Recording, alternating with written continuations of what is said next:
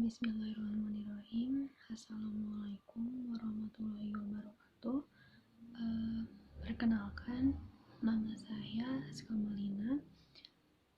Saya dari kelas Linguistik 6B, dan pada kesempatan kali ini saya akan mengulas sebuah video dari channel atau kanal YouTube yang bernama THNKR.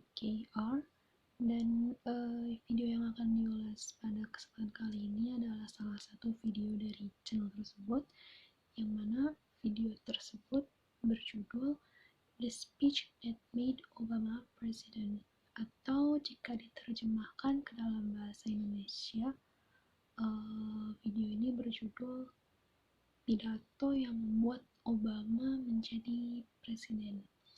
Nah, video ini pada dasarnya memang menarik untuk ditonton dan untuk dibahas juga, karena video ini mengungkap secara singkat, secara ringkas, bagaimana Barack Obama pidatonya terutama, sehingga pada akhirnya pidato ini mampu mengantarkan Presiden Barack Obama menjadi Presiden Amerika Serikat ke-44 pada saat itu. Terlebih lagi, video ini sudah ditonton sebanyak 19 juta kali di YouTube. Nah, ini juga bisa membuktikan kalau video ini memang benar-benar menarik untuk ditonton, karena sudah sebanyak itu yang menontonnya. Nah, video ulasan ini sendiri ditujukan sebagai bahan ujian tengah semester mata kuliah sosiolinguistik yang diampu oleh Pak Hanan. Nah, baik, kita mulai masuk saja ke ulasan videonya. Jadi, video ini itu terbagi ke dalam beberapa bagian atau sesi pembahasannya dibagi-bagi gitu, dan juga video ini menampilkan cuplikan pidato dari Barack Obama, dan juga tayangan analisis dari ahli-ahli dan juga orang terkenal, orang mantan pejabat di Amerika, dan juga jadi mengenai analisis mereka terhadap pidato itu. Nah, video pidato Barack Obama sendiri yang dianalisis di video The Speech That Made Obama President adalah video pidato Obama ketika dia berpidato di event atau di acara Democratic National Convention di Boston, Amerika Serikat pada tahun 2004 silam. Nah, jadi acara itu sendiri adalah salah satu rangkaian dari acara pemilihan presiden di Amerika Serikat dan wakil presiden di Amerika Serikat. Nah, jadi di acara tersebut akan diumumkan para kandidat presiden dan wakil presiden yang resmi, dan nantinya mereka ini akan menyampaikan pidatonya, termasuk juga Barack Obama pada saat itu menyampaikan pidatonya sebagai calon presiden Amerika Serikat. Nah, sebelum masuk ke pembahasan dari para ahli dan mantan pejabat di Amerika, jadi sosok Barack Obama ini sendiri pada saat itu sangat menarik perhatian. Kenapa alasannya? Karena beliau ini adalah warga kulit hitam Amerika pertama yang pertama kali menjabat sebagai presiden atau kepala negara dari Amerika Serikat, yang mana justru di Amerika Serikat sendiri ini dikenal dengan banyak sekali sentimen rasis di sana. Nah, terutama terhadap warga kulit hitam ya, dan di sini posisinya Obama sebagai warga kulit hitam Amerika mampu menjadi presiden ini adalah hal yang unik ya. Nah, sehingga pada akhirnya banyak hal mengenai dirinya yang menarik untuk dibahas. Salah satunya juga termasuk pidatonya sendiri. Pidato yang tadi dijelaskan sebelumnya, pidato pada saat dia menyampaikannya ketika menjadi calon presiden di acara Democratic National Convention itu tadi. Nah, masuk ke penjelasannya. Jadi penjelasan mengenai pidato Obama ini pertama kalinya disampaikan oleh Robert Lemon. Nah, Robert Lemon ini adalah dia orang yang bertanggung jawab dulunya untuk teks-teks pidato dari wakil presidennya Bill Clinton yang bernama Al Gore.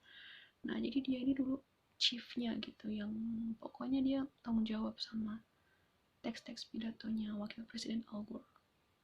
Nah, sudah pasti dia ini orang yang sangat berpengalaman ya dalam menilai pidato yang baik itu seperti apa gitu. Nah, Robert Lemon ini mengatakan bahwa Barack Obama di tahun 2004 ini bukanlah orang yang terkenal. Jadi orang-orang ini sangat asing terhadap Obama. Ya, jadi unknown lah istilah dalam bahasa Inggris yang nggak dikenal gitu. Dan bahkan orang-orang juga mempertanyakan gitu loh, ini siapa gitu. Terus kenapa saya harus memilih orang ini sebagai presiden Amerika yang selanjutnya gitu kan. Nah, seperti itu. Jadi cukup unik lah dari awal kadernya, cukup unik gitu. Obama ini cukup menarik perhatian. Nah, kemudian penjelasan keduanya dilanjutkan oleh jadi penjelasan yang mengenai pidato Obama tadi ini dilanjutkan oleh seorang penulis buku yang berjudul Live from the Campaign Trail, yaitu Michael A. Cohen. Nah, Michael A. Cohen ini dia menulis buku itu, yang mana buku itu berisi tentang kurang lebih pembahasan mengenai pidato-pidato dari Presiden Amerika. Nah, Michael A. Cohen ini mengemukakan bahwa Barack Obama ini adalah sosok muda di dalam partainya.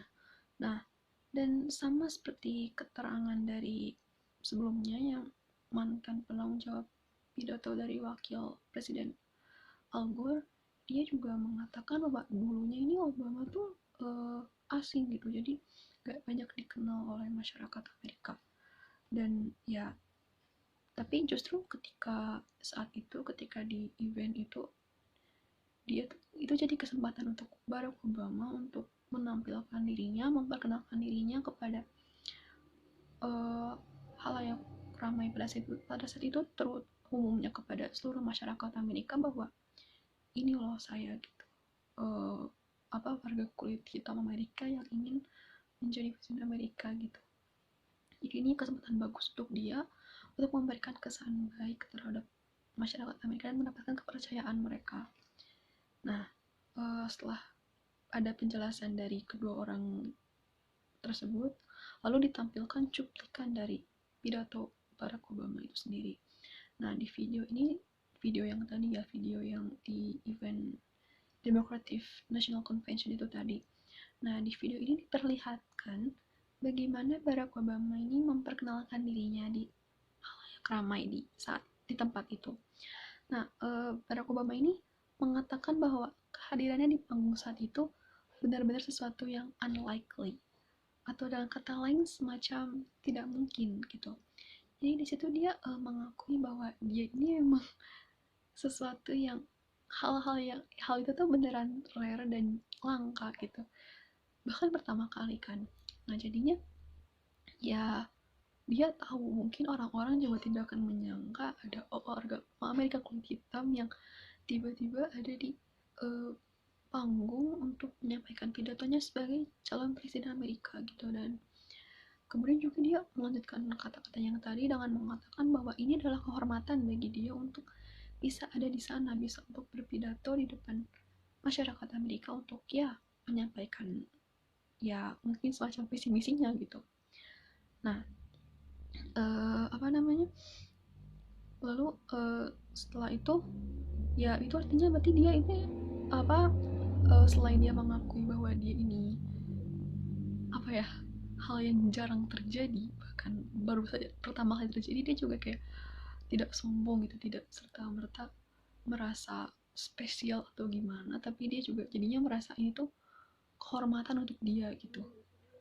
Ya, dengan dia bisa ada di situ, dia merasa ini kehormatan buat dia, dan itu menunjukkan kalau dia ini bukan sosok yang sombong ya, jadinya gak besar kepala gitu, gak mentang-mentang dia beda jadi dia bisa ya gitulah. Nah, lalu beliau juga kemudian Obama ini menceritakan bahwa keluarganya ini ayahnya itu dari luar ya, jadi dia menceritakan secara umum mengenai keluarganya gitu. Nah, termasuk ayahnya yang diceritakan oleh dia bahwa ayahnya ini seorang foreign student atau siswa atau pelajar asing yang ada di Amerika, dan bahkan ayahnya ini bukan orang Amerika kan. Ya jelas ya, pelajar asing nanti ayahnya bukan orang Amerika gitu. Dan ayahnya ini lahir dan dibesarkan di Kenya. Nah, ini dia di sini diulas lagi oleh Michael A. Cohen yang penulis buku tadi, bahwa ini itu menunjukkan bahwa Obama ini pandai mengemas ceritanya untuk dibagikan kepada halayak ramai, maksudnya kepada masyarakat Amerika. Jadi dia bisa mengolah ceritanya yang bisa jadi menunjukkan bahwa dia ini dari kalangan minoritas, dan tapi dia berusaha supaya kisahnya ini bisa diterima oleh masyarakat Amerika gitu. Jadi dia pintar mengemasnya. Nah, setelah dia mengulas tentang bapaknya yang bukan dari Amerika dan bapaknya yang berasal dari Kenya ini, dia membahas lagi mengenai kakeknya. Dan yang ini kakeknya ini dulu pernah ikut perang dunia kedua, dan kakeknya ini orang asli Amerika. Nah, dan menurut Robert Lerman ini tuh menunjukkan bahwa Obama ini di sisi lain dia menunjukkan bahwa ada sisi minoritas dari dia, tapi di sisi lain juga dia menunjukkan bahwa saya juga bagian dari kalian loh, karena kakek saya ini orang asli Amerika gitu. Jadi orang-orang kulit putih Amerika tuh bakal merasa setelah mendengarkan cerita tentang kakeknya Obama ini, wah berarti Obama juga bagian dari kita nih, kayak gitu. Nah, itu salah satu ya yang membuktikan juga bahwa Obama ini pandai mengemas ceritanya gitu. Nah, kemudian setelah dari pembahasan mengenai keluarganya tadi, pembahasannya berpindah lagi ke ditayangkannya cuplikan video pidatonya Barack Obama lagi. Dan di sini Barack Obama lebih menegaskan bahwa cerita hidupnya ini adalah bagian dari Amerika. Jadi dia ingin menegaskan kalau dia ini juga sama seperti orang-orang Amerika yang lainnya, meskipun secara fisik dan keturunan mungkin ada perbedaannya gitu. Nah, dan dia juga dengan jelas mengatakan bahwa hidupnya ini hanya memungkinkan jika di Amerika Serikat. Nah, ini menunjukkan bahwa dia ini merasa ada hubungan yang kuat dengan Amerika, sehingga dia merasa hanya Amerika yang bisa membuat hidup ini berjalan gitu. Jadi dia merasa sangat terikat dengan Amerika, dan ini menunjukkan bahwa keseriusannya dalam menunjukkan bahwa dia ini ya bagian dari Amerika juga gitu, sama seperti orang-orang Amerika yang lainnya gitu. Nah, setelah itu kemudian ada lagi penjelasan dari seorang profesor dari New York University yang bernama Sheraton McElwain. Nah, beliau ini adalah ya seorang profesor komunikasi yang juga dalam video ini ikut mengutarakan pendapatnya mengenai pidato dari Obama ini. Nah, menurut Sheraton ini dulu dia membahas lebih ke sebelum Obama menjabat presiden itu pada masa pemerintahan George Walker Bush.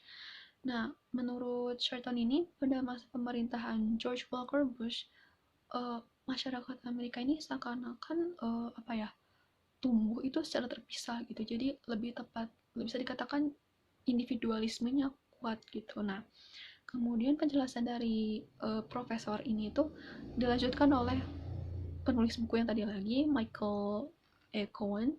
Nah, Michael ini kemudian menambahkan lagi bahwa pidatonya Obama ini tuh menjadi semacam antidot untuk permasalahan yang tadi dijelaskan oleh profesor itu tadi. Jadi profesor tadi kan mengatakan bahwa sebelumnya Amerika ini kayak masyarakatnya individualisme, penuh dengan individualisme. Nah si Michael Owen ini menambahkan lagi kalau misalnya kalau pidatonya Obama ini jadi membawa solusi untuk permasalahan individualisme yang ada di Amerika tadi itu.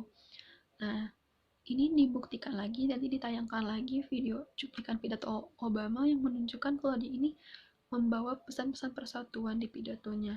Nah, di situ Obama sangat serius menunjukkan niatnya untuk menyatukan warga Amerika untuk apa ya, untuk tadi mengatasi solusi individualisme di Amerika yang kuat gitu. Nah, dia ini terlihat sekali ingin merangkul masyarakat Amerika Serikat seluruhnya gitu sebagai individu ya, sebagai satu warga negara Amerika gitu.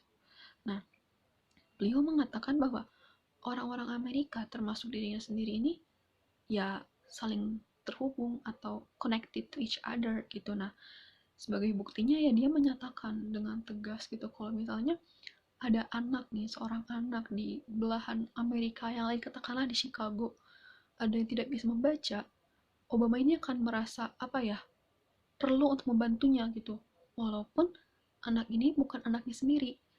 Nah, terus juga dia mengatakan kalau misalnya ada orang tua di belahan Amerika manapun yang mengalami kesusahan untuk membayar obat mereka gitu, sampai mereka dihadapkan dengan pilihan kalau harus memilih apakah bayar sewa atau bayar obat. Kalau bayar obat ya bayar sewa dan juga sebaliknya gitu. Itu membuat dia akan merasa apa ya, itu kan mempengaruhi hidupnya juga gitu, akan apa ya, hidupnya tuh bakal terpengaruh dan dia juga mungkin ya sedih gitu mendengarnya gitu. Nah, walaupun itu bukan kakek atau neneknya sendiri, dia juga akan merasakan hal yang sama. Nah, ini menunjukkan kalau misalnya Obama ingin apa ya, ya ingin menyatukan seluruh warga Amerika gitu, ingin membantu supaya bisa bersama-sama itu, bersama-sama uh, saling bahu membahu, saling bahu membahu gitu. Nah, dia juga menyatakan dengan tegas kemudian kalau misalnya dia ini adalah pelindung dari saudara-saudaranya, keepers of my brothers and sisters, yang ya tidak lain tidak bukan merujuk kepada masyarakat Amerika itu sendiri kan. Nah, lalu lagi-lagi Michael A. Cohen ini menjelaskan bahwa selain menyinggung masalah yang tadi itu, Barack Obama juga menyinggung masalah perpolitikan di Amerika.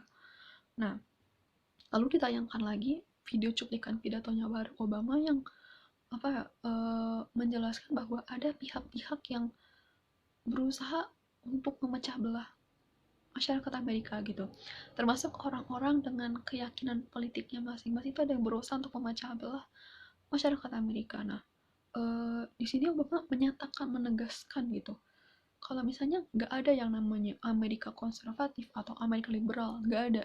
Semua itu sama, semua itu adalah satu, United States of America atau Amerika Serikat. Nah, itu juga jadi apa ya, salah satu pendukung bahwa Obama ini ingin jadi membawa pesan-pesan persatuan untuk menjadi antidot dari masalah-masalah individualisme yang ada di Amerika Serikat. Nah, lalu penjelasan lainnya kemudian datang dari Mario Cuomo. Jadi Mario Cuomo ini di video ini turut serta dalam memberikan pendapatnya mengenai pidato dari Barack Obama. Nah, siapa Mario Cuomo ini? Mario Cuomo ini adalah mantan gubernur New York sebelumnya. Nah, jadi Mario Cuomo ini menyatakan bahwa menurut beliau sosok Barack Obama itu sendiri sebenarnya sudah dianugerahi oleh dua anugerah dalam hidupnya gitu. Nah, beliau menyatakan dua anugerah itu adalah pertama, pikiran dia, pemikirannya Obama, mainnya, dan yang kedua adalah kemampuan Obama dalam berbicara di hadapan banyak orang. Itu adalah anugerah yang menurut Mario Cuomo dimiliki oleh Obama. Nah, lalu penjelasan selanjutnya dilanjutkan oleh Robert Lerman yang tadi. Nah, Robert Lerman ini menjelaskan bahwa ada 3 hal yang membuat pidato Obama ini efektif dan akhirnya berhasil meyakinkan masyarakat Amerika yang mendengarkan pidatonya. Yang pertama adalah Obama ini uh, menunjukkan hal-hal detail secara konkret. Seperti tadi contoh-contoh yang sebelumnya dijelaskan itu, dia terlihat konkret dalam menjelaskan hal-hal yang detail gitu. Nah, yang kedua adalah Obama ini suka bercerita. Nah, cerita ini sebenarnya juga salah satu media yang efektif dalam menyampaikan pesan-pesan atau pidato itu, karena lewat cerita, ketika orang menceritakan pengalaman pribadinya mengenai sesuatu atau apapun itu seperti yang Obama lakukan, itu lebih mudah meyakinkan orang, karena orang ketika mendengar cerita orang lain merasa wah sama nih, wah kayak gimana gitu, wah lebih tersentuh lah dengan cerita itu. Nah, di sini Obama menggunakan cerita secara baik sebagai medianya dalam berpidato untuk meyakinkan orang-orang. Nah, yang ketiga itu adalah penggunaan antitesis. Obama ini dinilai suka menggunakan antitesis di dalam pidatonya. Nah, antitesis ini menggunakan repetition, pengulangan, dan juga kontras atau perbandingan itu. Nah, contoh dari penggunaannya ini ada di tadi yang sebelumnya yang mengenai Amerika konservatif dan Amerika liberal. Ini salah satu contoh penggunaan antitesis yang digunakan oleh Obama dalam pidatonya. Nah, selain itu tadi juga Obama menggunakan kontras ketika dia mengungkapkan mengenai orang-orang Amerika. Nah, dia mengungkapkan bahwa tidak ada nggak ada istilah yang namanya Black American atau orang Amerika berkulit hitam, atau White American orang yang Amerika yang berkulit putih, atau Latino America orang Amerika Latin, dan Asian America atau orang Amerika Asia. Nah, itu tuh contoh kontras tadi gitu. Nah, menurut Obama tuh itu nggak ada istilah-istilah gitu. Jadi yang ada ya cuman satu, warga negara Amerika aja. Nggak ada istilah-istilah yang membedakan antara masyarakat Amerika gitu. Dan Obama juga menyatakan bahwa semua warga Amerika ini harus bersatu untuk menunjukkan kesetiaan dan juga melindungi negaranya. Nah, selain membahas isi pidatonya sendiri, di sini juga dibahas mengenai gestur atau gerak tubuh yang dilakukan oleh Obama, yang mana ini juga menjadi hal yang mendukung kesuksesan pidato dari Obama itu sendiri. Nah, menurut Michael A. Cohen, Barack Obama ini banyak menggunakan tangannya dalam berpidato, jadi banyak menggerakkan tangannya, melakukan gestur tangan itu banyak gitu. Nah, ketika misalnya menunjukkan kayak this, that itu menggunakan gestur tangan. Nah, lalu ditegaskan lagi penjelasannya oleh Sheridan tadi yang profesor komunikasi. Menurut beliau, Obama ini nggak hanya sekedar menggerakkan tangannya saja, tapi Obama juga menggerakkan tangannya ini dengan kekuatan, dengan power, jadi nggak lemes, nggak gimana gitu. Jadi ketika orang melihatnya juga akan, wah ini Obama orangnya ini ya dinamis gitu. Nah, itu kesan yang akan ditimbulkan ketika Obama ini menggunakan gestur tangannya dengan kekuatan, dengan power gitu.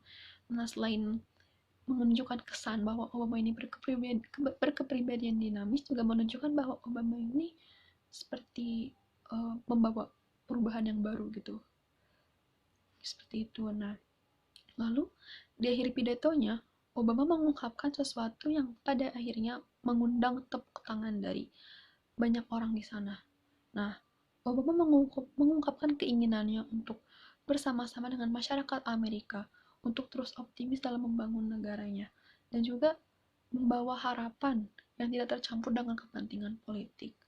Nah, menurut Robert Lerman, pidato Barack Obama ini di acara Democratic National Convention ini adalah pidato yang terbaik menurut beliau.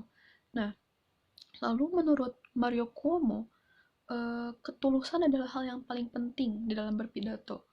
Karena ketika seseorang mengatakan kebenaran dengan sesuai dengan apa yang dia lihat, apa yang dia rasakan, itu akan menjadi hal yang efektif dalam menyampaikan pesan, karena apa yang disampaikan dari hati itu akan sampai lagi ke hati gitu.